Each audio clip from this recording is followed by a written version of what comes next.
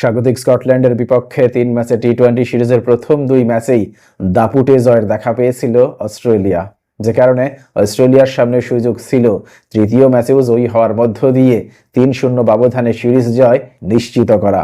অবশেষে আজকে তৃতীয় টি-20 ম্যাচে এসেও অস্ট্রেলিয়া নিজেদের জয়যাত্রা অব্যাহত রাখল। আজকে তারা স্কটল্যান্ডকে পরাজিত করার মধ্য দিয়ে 3 ম্যাচের এই সিরিজ 3-0 ব্যবধানে জিতে নিতে সক্ষম হলো।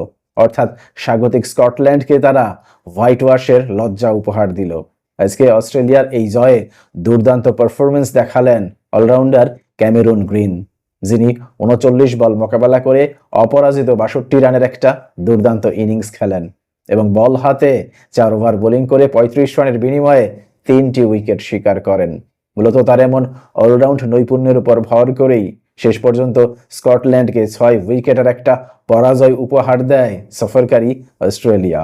আমরা যদি আজকের ঘটনাবহুল এই ম্যাচের দিকে তাকাই, তাহলে দেখতে পাই আজকের এই ম্যাচের শুরুতেই টসে জয়ী হয়েছিল অস্ট্রেলিয়া এবং টসে জয়ী হওয়ার পর তারা স্কটল্যান্ডকে ব্যাটিংয়ের আমন্ত্রণ জানায়।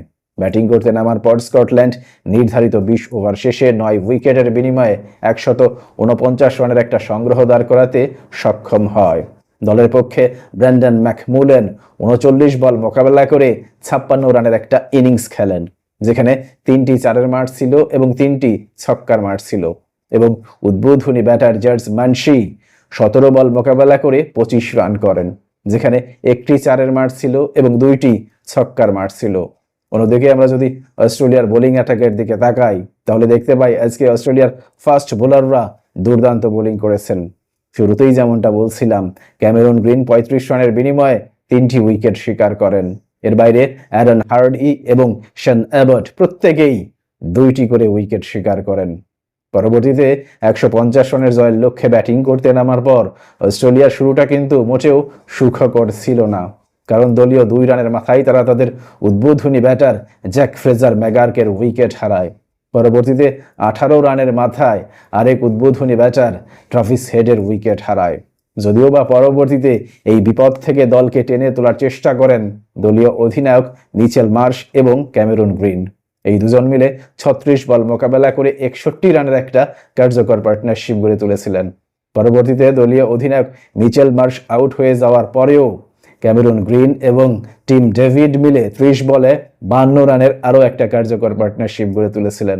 মূলত এই 2 পার্টনারশিপের উপর ভর করেই শেষ পর্যন্ত অস্ট্রেলিয়া মাত্র 16.1 ওভার ব্যাট করেই জয়ের বন্দরে পৌঁছে যায়।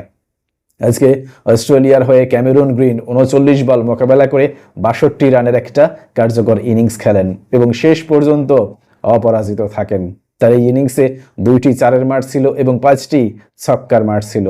অন্যদিকে দলীয় অধিনায়ক মিচেল মার্শ 23 বল মোকাবেলা করে 31 রান করেন।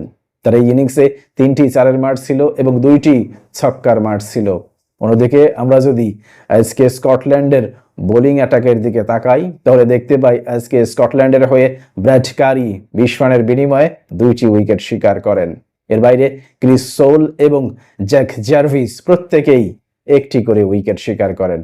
প্রিয় দর্শক, 3 ম্যাচের এই সিরিজে যেভাবে অস্ট্রেলিয়া স্বাগতিক স্কটল্যান্ডকে রীতিমতো ধবল ধোলাইয়ের স্বাদ উপহার দিল, তাতে করে অস্ট্রেলিয়ার এই দুর্দান্ত পারফরমেন্স সম্পর্কে আপনার কোনো মন্তব্য কিংবা মতামত থাকলে অবশ্যই তা কমেন্ট বক্সে লিখে জানান। ভালো থাকবেন সবাই। আল্লাহ হাফিজ।